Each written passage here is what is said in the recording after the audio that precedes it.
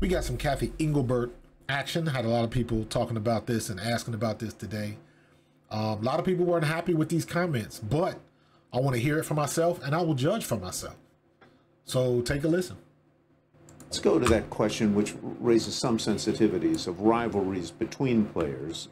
In the case of Angel Reese, who's just had to shut it down because of a wrist injury, Caitlin Clark, who's continuing to play. Rivalry that goes back to their college days, presumably, where I guess some trash talking presumably. In. But now it seems on some social media channels to have taken a darker turn, a more menacing turn, where race has been introduced into the conversation, where sexuality is sometimes introduced into the conversation. How do you try and stay ahead of that, try and tamp it down, or act as a league when two of your most visible players are involved? This is so bad. Not personally, it would seem. His question is, are involved in saying some very uncharitable things about the other. Let me stop it right there. So I don't know who this guy is. I don't know what his name is. I don't watch this show. But most of the times in the past, when I've seen Cathy Engelbert on something, she's been relatively pretty good, right?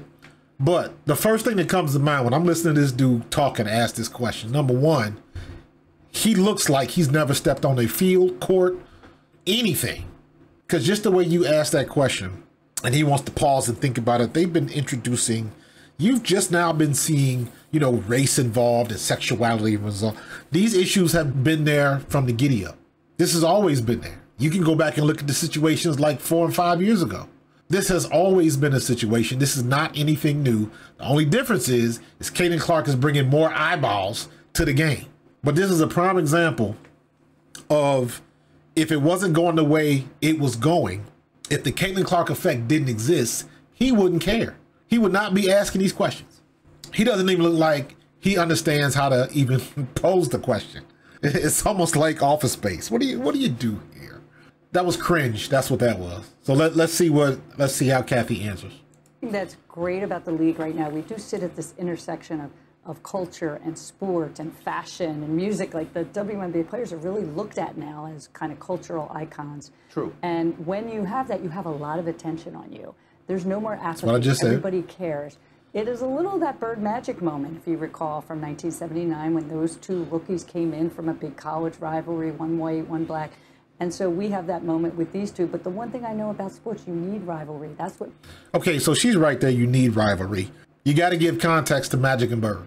When Magic and Bird came out in 1978, internet didn't exist. It was different. The ratings for basketball were in the tank. Magic Johnson tells a funny story on one of these late night, and this was years ago. This is not anything, this is not new news, where Magic Johnson says after he won the title and they celebrated in the locker room, they raced back to the hotel so they could watch the game on tape delay. The NBA Finals didn't even draw enough ratings where it could be on live. It was on tape delay. That's how bad it was. It makes people watch. They want to watch games of consequence between rivals. They don't want everybody being nice to one another. So the social media is different today than it was in 1979 when it didn't exist. Just said that. You know, I always tell the players, you know, I was told a long time ago, if someone's typing something in and you wouldn't ask their advice, ignore it. So that's a coach speak answer. And if you know what coach speak is, that means if you ever seen somebody, they do it in the WNBA, they do it in the NBA, Major League Baseball, they do it in the NFL. When they put these reporters on the sideline, and let's say a coach is getting his brains beat in, and he's going into halftime down by 3 touchdowns, and somebody wants to stick a microphone in your face and they want to comment. Well, clearly he's not in the mood to comment or talk to the press or anything like that. So what they do is they do coach speak, say a bunch of stuff, and they don't really say anything. They give Captain Obvious answers. Yeah, we got to do better on defense and we can't turn the ball over, and hopefully our quarterback can make some plays. If they're talking about basketball, yeah, we got to play better defense. We got to hit our shots and get to the free throw line and make the free throws and see if we can get ourselves back in this game. They don't say anything of value. They spit out generic stuff just to pass the time so they can get done and get in the locker room. That's what she's doing right here. She's not really saying anything. She's damn sure not answering the question. When you're talking about racism and how the fans are getting into, because the real crux of the issue is you got some Caitlin Clark fans, some Iowa fans that have been they get into the trolling and real disrespectful and grimy like towards Angel Reese. Vice versa. Some Angel Reese LSU fans come off real grimy and disrespectful to Caitlin Clark and anybody else. And that goes for everybody. We are in this day and age with the social media stuff that there are no nuances in the conversations anymore. It's either my way or the highway.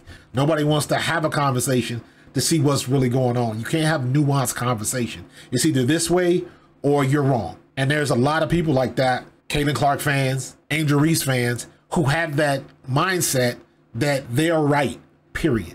There is no conversation. You're right, or, you know, they start throwing around the isms and the ists, and nobody wants to go there. So she's kind of avoiding the question, but, you know, in my opinion, there's nothing that she could say in this interview that's really going to answer that question, because you always have situations like that. The way the digital landscape is now, you're going to have all of this nonsense. You always are going to have trolls. You're always going to have people that just want to flame stuff up, just throw gas on the fire. You're always going to have people that cross the line because they can type all of this stuff with impunity and say what they want and give the hate speech and throw out racism and all of that type of stuff. They can always do that now because you got keyboard warriors that you can't find out who's behind the message. So that's always going to happen. So a lot of the stuff that you hear about, some of the stuff that Angel Reese has said and some of the stuff that Caitlin Clark and others have had to deal with, it is a real thing. But you can't come into this, and this is where I look at the players, you can't come in to a situation the way it exists now and complain about what comes at you, because you know how it is. You know how this digital landscape works. Situations where times where you've responded to somebody's comments on Twitter. So if you go back and forth, they always win. Because if the comments are grimy or racial or very disrespectful or even hateful or, you know, sending out death threats and all of that kind of stuff, the minute you respond, it's almost like it's fair game. It's not right. It shouldn't happen, but I'm not going to talk about what should and shouldn't happen. You can only deal with what does. The one thing I say to these players sometimes, they always complain about some of the stuff they receive on social media. Number one, social media, you can always turn it off. Number two, you don't have to respond. And number three, you know how the sausage is made now. If you're going to deal on this landscape, if you're going to deal on Twitter and Facebook and Instagram and TikTok, you know it's coming. You can't avoid it. It happens in every sport. This isn't new just to the WNBA. All of the stuff that you see in the NBA with the fights and all of that kind of stuff, some of the stuff, I'm in Philadelphia. I know some of the nonsense that people have sent Ben Simmons and stuff like that. There will always be people that go overboard, and there's nothing you can do about that because you can't find the person at the other end of the keyboard. So you know what you do? You got to deal with it or ignore it. That's the easiest thing to do. So Cathy Engelbert said a whole lot of nothing. She just passed the time. And you know what? You can already tell the dude that's asking the question, he's not that invested in sports. Ask it in an insightful way. She wasn't wrong in the answer. She just didn't answer the question.